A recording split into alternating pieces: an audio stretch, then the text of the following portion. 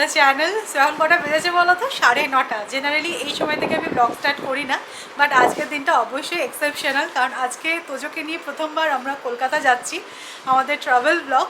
তো আমাদের 3টের সময় বেরোতে হবে। তো তোমাদের হয়তো দিনটা শেষ হয়ে গেল, বাট আমাদের দিনটা মোটামুটি শুরু হচ্ছে। আজকে রাত্রিবেলা তো ডেফিনেটলি আমার ঘুম হবে না, কারণ আমাকে 2টো নাগাদ উঠতে হবে। তো দেখা যাক, তাও রান্না আছে, যদি একটু চোখের পাতা এক করতে পারি। আজকে দুপুরবেলাটাও একদম ঘুমানো হয়নি বা শোয়া হয়নি, কারণ পুরো প্যাকিং করেছি আমি। তো সুপার এক্সাইটেড, ফাইনালি আমরা কলকাতা যাচ্ছি। তোজোর এই গয়নাগাটি আমি খুলে রেখেছিলাম, তোমরাও দেখলাম অনেকে নোটিস করেছে যে তোজোর হাতটা একদম খালি খালি রাখছে। কী বলতো, এত গরম পড়েছে না, আমার মনে হলো ওর কষ্ট হবে, বাট আজকে তো কলকাতা যাচ্ছে, তাই জন্য একটুখানি সেজে গুজে যেতে হবে। এটা পরিয়ে দিচ্ছি। ওই ফেলো। হ্যাঁ, পরবি না তো? তো পরলে কিন্তু সুন্দর লাগে যে দেখতে, সবাই ভাও বলবে। হ্যাঁ, ভালো লাগছে। সবাইকে দেখিয়ে দাও, সবাই বলছে হাতটা খালি খালি লাগছিল, এবার ভালো লাগছে। এবার তোজোর হাতটা ভালো লাগছে। আমরা রেডি। না, এই জামাটা পরে কিছু যাবে না। তোদের একটা এয়ারপোর্ট লুক আছে, তাই না? ও সানগ্লাস ক্যাপ এসব পরবে নাকি? সানগ্লাস কি করে পরবে রাত্রি 3টের সময় বেরিয়ে? না না, সেলিব্রিটি না রাত্রেবেলাও সানগ্লাস পরে, জ্যাকেট পরে, জ্যাকেট পরে গরমের মধ্যে। গরমের মধ্যেও। এগুলো হচ্ছে সেলিব্রিটি লুক বললে হবে। আমাদের প্যাকিং 100% ডান। তো এই দুটো সুটকেস যাচ্ছে, দুটোই চেক ইনে যাবে। আর হ্যান্ড লাগেজ নিচ্ছি বলতে আমার একটা ব্যাকপ্যাক থাকবে, যেখানে ল্যাপটপ থাকবে আর গোপাল থাকবে। আর তোজোর ডাইপার ব্যাগটা সৌমি নিয়ে নেবে। তো ওখানে তোজোর এসেনশিয়াল যে জিনিসগুলো আছে সেগুলোই ক্যারি করা হবে। তো এই ব্যাকপ্যাক টাইপের দুটো ব্যাগ নিচ্ছি, তার মেইন রিজন হচ্ছে কি হাতটা খালি রাখার চেষ্টা করবো, যাতে তোজোকে আমি সৌমি দুজনে মিলেই নিতে পারি। একটা ডিসিশন নিয়েছি অ্যাকচুয়ালি, যেটা ঠিক না ভুল আমি জানি না, আমি ডিসিশনটা মেনলি নিয়েছি। তোজোর স্ট্রলারটা আমরা পুনেতে রেখে যাচ্ছি, ক্যারি করছি না। জানি না এতে সুবিধা হবে না অসুবিধা হবে। অ্যাকচুয়ালি আমার মনে হয়েছে ওই স্ট্রলারটা সবসময় বন্ধ করা, খোলা, সিকিউরিটিতে দেওয়া, এগুলো হয়তো একটু ওভারহেড বার্ডেন হয়ে যেতে পারে। কারণ তো যখন আমরা ফার্স্ট টাইম ফ্লাই করছি, জানি না ও কীভাবে রিয়াক্ট করবে, হয়তো যদি কাঁদে তখন কি করব। তাই জন্য মনে হচ্ছে স্ট্রলারটা রেখে যাওয়াটাই বেটার হবে। আশা করছি প্রবলেম হবে না। আর কলকাতা এয়ারপোর্টে গিয়ে যখন পাবো, সেটাও পাবো হচ্ছে কি লাগেজ বেল্ট, যেখান থেকে এক্সিট গেট হচ্ছে গিয়ে 2 মিনিটের ওয়াকিং। তো জানি না কীরকম কী হবে, বাট হ্যাঁ এই ডিসিশনটা নিয়েছি। তোমাদের এক্সপিরিয়েন্স হয়তো শেয়ার করতে বলতে পারতাম, বাট যতক্ষণে তোমরা শেয়ার করবে এই ভিডিওটা দেখে, ততক্ষণে আমরা কলকাতা পৌঁছে গেছি। ফ্রিজে জানো যা যা ছিল সব কিছু আমি মাসিকে দিয়ে দিয়েছি। দুধ ছিল, অনেকগুলো ডিম ছিল, আর মাসিটা ভেজিটেরিয়ান নয় যেহেতু ডিমও নিয়ে গেল, সবজি ছিল সেগুলোও দিয়ে দিয়েছি। তো আমি ওখান থেকে 3টে আলু 2টো পেঁয়াজ রেখে দিয়েছিলাম। তো বানাচ্ছি আজকে রাত্রিবেলা আলু পেঁয়াজ ভাজা, মানে দারুণ মেনু। তো আজকে রাত্রিবেলা একদম অল্প অল্প করেই খাবো। এখন তো খিদে পাইনি। সৌরভ বলছে 11টার মধ্যে ঘুমিয়ে পড়বো। আমি দেখো ওরকম হয় না, মানে আমাদেরও তো একটা রুটিন আছে, অত তাড়াতাড়ি ঘুমানোর অভ্যাস আমাদের নেই। আর 12টা 12:30টায় ঘুমানোর থেকে জেগে থাকাই ভালো। ফ্লাইটে ঘুমিয়ে নেবো। এই যে আলু পেঁয়াজ ভাজাটা হয়ে যাক, আর সৌরভ বেরিয়ে রুটিটা নিয়ে আসবে। আমি আবার নিচে আসলাম। অ্যাকচুয়ালি সৌমির সানগ্লাসটা গাড়িতে পড়ে আছে। আমি তখন গাড়ি থেকে সমস্ত কিছু বার করেছিলাম, বাট সৌমির সানগ্লাসটা ভুলে গেছি। আমার নিজেরটা বার করেছিলাম। তো আমাকে বলছে আমারটা ভুলে গেলে, হ্যাঁ এরকম ব্যাপার। ঠিক আছে, না নিয়ে আসছি।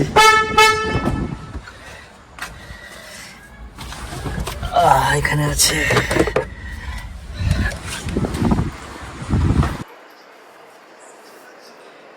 তোমাদের সাজেশন পাওয়ার পরই আমরা যখনই এখন যাই না কেন কলকাতা, সোফাটাকে কভার করে যাই, তাই না? একবার আমরা অনেক দিনের জন্য কলকাতায় গেছিলাম, সোফাটা পুরো বেহাল অবস্থা হয়ে গেছিল।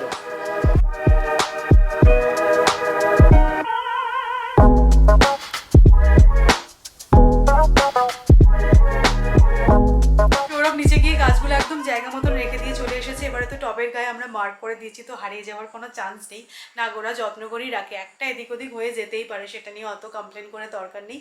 তো এই যে এই মানি প্ল্যান্টগুলো যেগুলো আমি জলে রাখি, সেগুলো একটু বেশি করে জল দিয়ে যাচ্ছি। এগুলো তো নিচে রাখার কিছু ব্যাপার নেই।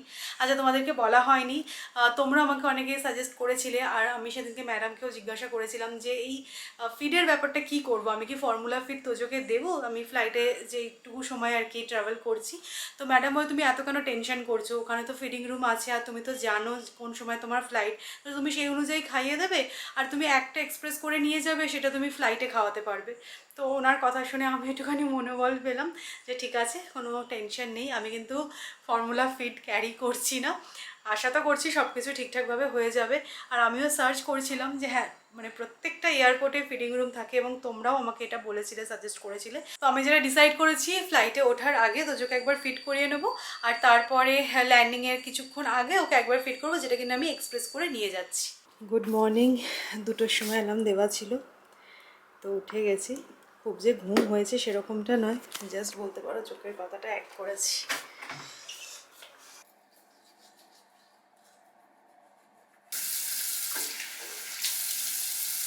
Good morning Manan, good morning. আজকে কলকাতা যাচ্ছি। উঠে বল। কাল রাত থেকেই আমি সৌমিকে বলে রেখেছিলাম যে আমরা আগে উঠে পড়বো, ঠিক আছে, কিন্তু তোজোকে ডাকবো না, একদম রেডি হয়ে যাব, তারপর তোজোকে ডাকবো, ওকে রেডি করব। কোথায় কি, আমরা যেই ওয়াশরুমে গেছি উনি দেখছি উঠে এরকম করে আর চোখে দেখছেন, মানে বুঝতে পারছি কিছু একটা ডিফারেন্ট হচ্ছে আজকে। যে ইনি একদম খোশ মেজাজে আছেন, আমরা টেনশনে আছি তো কি হয়েছে। এক্স্যাক্টলি। তো এটা হচ্ছে এয়ারপোর্ট লুক তোজোর। ডেনিম জিন্স, তার সাথে ফুল স্লিভ টি শার্ট, ও হেভি ম্যাচিং হয়েছে কিন্তু। আমরা সব প্ল্যান করে করেছি বলো। মায়ের সাথে কিন্তু একটা সিমিলারিটি আছে তাই না, এরকম স্ট্রাইপটা অনেকটা রাখছে কিন্তু। আমরা একদম রেডি, একদম টাইম মতন রেডি হয়েছি। বাবা 3টে বাজে, বাজে বাজছে। 3:15 ক্যাব বলেছি। আমরা একদম আর্লি রেডি হয়ে গেছি, বাচ্চা নিয়ে কিন্তু দেরি করিনি আমরা, আর্লি হয়েছি। চলো দুর্গা দুর্গা, আমাদের ক্যাবও এসে গেছে একদম টাইম মতো।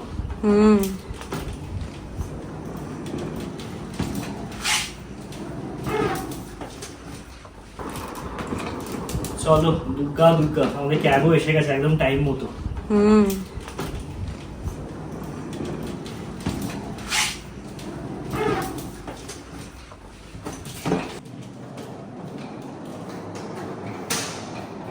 সৌমির ট্রলারটা না নেওয়ার ডিসিশনটা কি ঠিক হলো?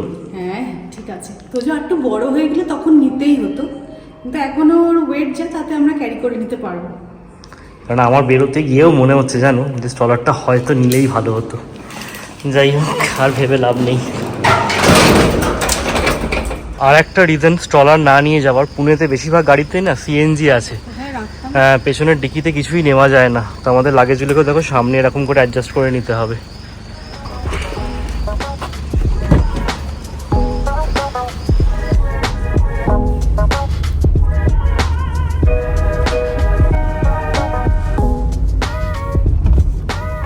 সো আমরা একদম টাইম মতো এয়ারপোর্টে পৌঁছে গেছি, হার্ডলি 25 মিনিটস লাগলো। তো আর্লি মর্নিং ফ্লাইট হওয়ার কিন্তু এটা একটা বিশাল বড় সুবিধা। তো যে একটুখানি পাওয়ার ন্যাপ নিয়ে নিয়েছে, এখন আবার জেগে গেছে। চলো, আমরা যখন নামলাম ট্যাক্সি থেকে দেখলাম এয়ারপোর্টটা একদম ফাঁকা, হঠাৎ করে যেন ভরে গেল তাই না, গেটের সামনে ভিড় এসে গেছে। চলো, তো আমাদের লাগেজ ড্রপ হয়ে গেছে, আর বিশাল কিউ ছিল কিন্তু তাই না, কিন্তু আমাদের একদমই লাইনে দাঁড়াতে হয়নি। সেলিব্রিটি ফিল হচ্ছে, সেলিব্রিটি ফিলিং না। তোদের কপালে কি হয়েছে? লিপস্টিক লেগে গেছে। মাম্মাম লিপস্টিক লাগিয়ে দিয়েছে। চলো নেক্সট সিকিউরিটি চেক। এ কিন্তু হাই তুলে যাচ্ছে জানো। পুরো একদম ঘুমের টাইম না। হ্যাঁ, পুনে এয়ারপোর্টে কিন্তু ঢুকেই একটা বেবি ফিডিং রুম আমরা দেখতে পেয়েছি, যদিও এখন আমাদের প্রয়োজন নেই, আরো পরবর্তীকালে প্রয়োজন। সিকিউরিটি চেকের পরে দেখব। ওখানেও থাকবে নিশ্চয়ই। আচ্ছা তোমাদেরকে দেখাই, ইভানের নামে কিন্তু বোর্ডিং পাসও ইস্যু হয়েছে, এটা আমি রেখে দেবো। তোজোর মনে হচ্ছে এবার ব্যাটারিটা আস্তে আস্তে একটু ডাউন হচ্ছে, তো সামনেই আমরা একটা ফিটিং রুম দেখতে পেয়ে গেছি, আর 4:30 মোটামুটি বাজে। সৌমি বলে ফিট করিয়ে নেওয়াটাই বেটার হবে। স্যারের খাওয়া দাওয়া হয়ে গেল তাহলে? হ্যাঁ, পেট ভরে খেয়ে নিয়েছে, ফ্লাইটের জন্য ওর খাবার রেডি। না আমি একটুখানি টেনশন করছিলাম, কিন্তু কোনো ব্যাপারই নয়, সুন্দর একদম, মানে একদম পরিষ্কার পরিচ্ছন্ন ফিডিং রুম আছে। আমি প্রথমবার এরকম ফিডিং রুমে গিয়ে ফিড করালাম, তো এটা আমার কাছে ফার্স্ট এক্সপিরিয়েন্স, কিন্তু কোনোই অসুবিধা নেই। আর চেক-ইনেও কোনো সমস্যা হয়নি, ওর কাছে কিন্তু এক্সপ্রেস মিল্কও আছে আমাদের এই ডাইপার ব্যাগে, সেখানেও কিছু বলেনি।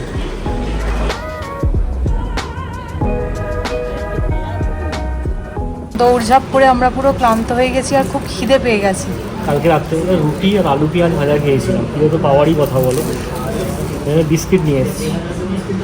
হ্যাঁ, ফ্লাইটে উঠে খাওয়া দিতে দিতে প্রচুর সময় লেগে যায়। তুই এবার একটু ঘুমো। হ্যাঁ, ব্যাটারি ডাউন। যখন তুমি ফিডিং রুমে নিয়ে যাচ্ছিলে না তখনই ব্যাটারি ডাউন হয়ে গেছিল মনে হচ্ছিল। আমি ভাবলাম যে তুমি হয়তো ফিডিং রুম থেকে ওকে ঘুমন্ত অবস্থায় নিয়ে বেরোবো। না না সেটা হয়নি। দেখেছিল বক বক করছিল আমার সাথে খেতে খেতে। তো বোর্ডিং এর সময় কোনো রকম কিউতে দাঁড়াতে হয়নি, চট করে বোর্ডিং হয়ে গেছে। কি হাসি দেখো না, বোর্ডিং হচ্ছে প্রথমবার তো এরকম সার্ভিস পাচ্ছি আমরা। সেটাই এক্সেপশনাল সার্ভিস। কাস্তি তোজো ইনি ঘুমিয়ে পড়েছেন। একদম ঠিকঠাক টাইমে আছে ফ্লাইটটা।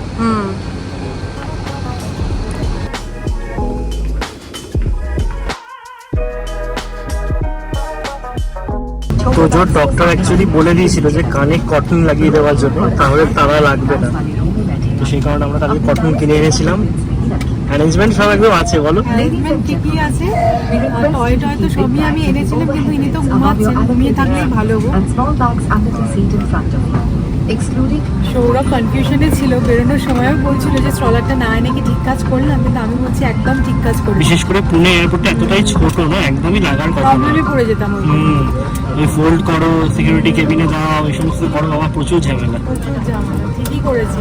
আমাকে অ্যাকচুয়ালি না ময়ূরই বলেছিল যে সৌমি তুমি নিও না স্ট্রলার, আমি নিয়ে যাইনি, তো আমার কিন্তু কোনো অসুবিধা হয়নি। ওরটা শুনে আমি আরেকটু সাহস পেয়েছিলাম। এতবার ফ্লাইট জার্নি করেছি, কিন্তু এই মনে হয় প্রথম ফ্লাইট টেক অফের সময় আমার এতটা ভয় করছিল। শুধু তোজোর দিকে তাকিয়েছিলাম যাতে ওর না কষ্ট হয়। আর দেখো ভোরের প্রথম আলো।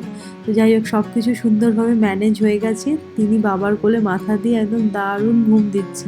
ট্রেনটা একবার 5 মিনিটে মাজা ঘেঁষে উড়ে গেলে মেঘ ছাড়া আর কিছুই দেখা যায় না। তাও এই উইন্ডো সিটের ক্রেজ কিন্তু থেকেই যায়। তো দেখো মেঘ দেখতে দেখতে আমাদের ব্রেকফাস্টও এসে গেল। তো আমি নিয়েছিলাম এই কর্পোরেট মিল বক্সটা, তার সাথে এসেছিল একটা স্যান্ডউইচ, যদিও এই স্যান্ডউইচটা ভেজ স্যান্ডউইচ ছিল। আর এই বক্সটার মধ্যে ছিল পেপার অনিয়ন ক্যাশু, এটা খেতে না দারুণ ছিল। আর ছিল আটা বিস্কিট, একটা জুস ছিল যেটা আমি খাইনি। আর আমাদের এত খিদে পেয়ে গেছিলো, কথা না বাড়িয়ে দুজনেই খাওয়া স্টার্ট করে দিয়েছি। তবে আমার স্যান্ডউইচটা খুব একটা ভালো ছিল না। সৌরভ নিয়েছিল চিকেন স্যান্ডউইচ, আমি ওটাই বেশিরভাগ খেয়ে নিয়েছিলাম। আর তোমরা নিশ্চয়ই তোজোকে নোটিস করছো, ও কিন্তু এখনো অবধি ঘুমাচ্ছে। প্রায় 2 ঘন্টা সলিড ঘুম দিয়েছে। আর হ্যাঁ, স্যান্ডউইচের পরে আমি নিয়েছিলাম কফি। বেশ ভালো ঘুম টুম দিয়ে উঠলেন তোজো বাবু, মাইন্ড একদম ফ্রেশ, তাই তো? ভালো লাগছে? হ্যাঁ। কিছু কি বলছো তুমি, বলো কি বলছো বলো। বলছি ভালো লাগছে না, শুধু খুব ভালো লাগছে, তাই না?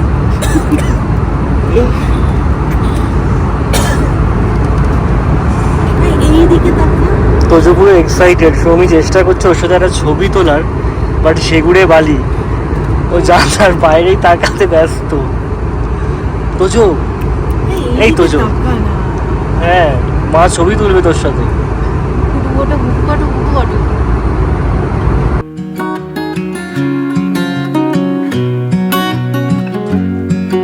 লাস্ট ব্লগে সৌমি তোমাদেরকে বলছিল না যে আমরা একটা টয় নিয়েছি তোজোকে বিজি রাখার জন্য ফ্লাইটে, তো এটাই হচ্ছে সেই টয়টা।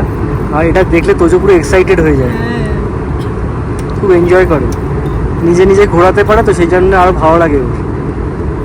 ভাও তো এই আসলে কই চেপে ধরে বস আমায়, তুমি চেপে ধরে বসবা না।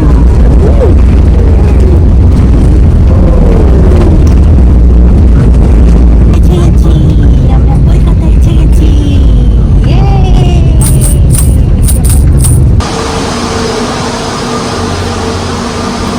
Finally in Kolkata. ওর কান থেকে তুলোগুলো এবার বার করো। তবে ও কিন্তু শেষ রক্ষা করতে পারলো না। একটু কেঁদেছি। হ্যাঁ, নামার সময় মানে ল্যান্ডিং এর সময় আমাদেরও কানে একটুখানি লাগছিল, তো তোজোও দেখলাম কেঁদে দিল একবারে ভ্যাঁ ভ্যাঁ করে। এইটুকুটা মাফ করা যেতে পারে। হ্যাঁ,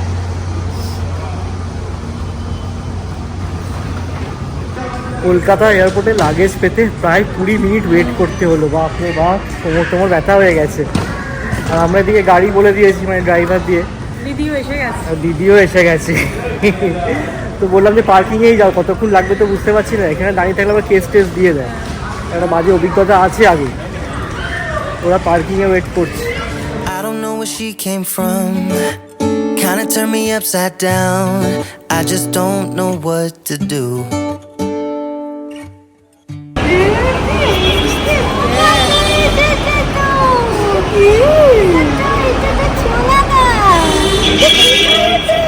চিনতে পারছিস? চিনতে পারছি।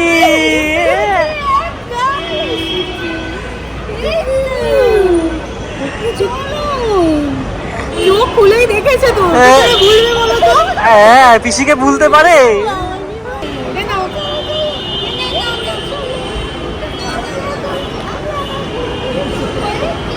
পিসির কোলে উঠে পড়েছে এসেই।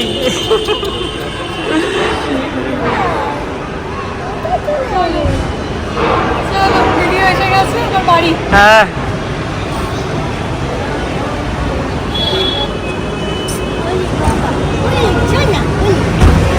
পিসি থেকে সব আদর এই এয়ারপোর্টে খেয়ে নিচ্ছে। বাড়ি যাবে না নাকি? এই তো পিসি থেকে আদর খেয়ে আবার পুনে ব্যাক। চলো, সবাই ওয়েট করছে।